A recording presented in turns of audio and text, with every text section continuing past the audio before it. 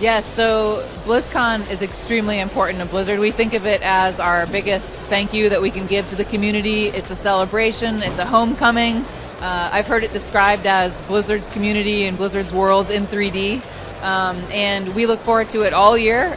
Most of the employees that work in Irvine are actually working the show. They're manning the lines, they're behind the booths, they're at the demo stations, and it means a lot to us. I mean, Blizzard, we make our games in partnership with the community. I think there's lots of fun examples of that where the community's input or their fan fiction or the in-game phenomenon that they come up with influences how the direction our games go.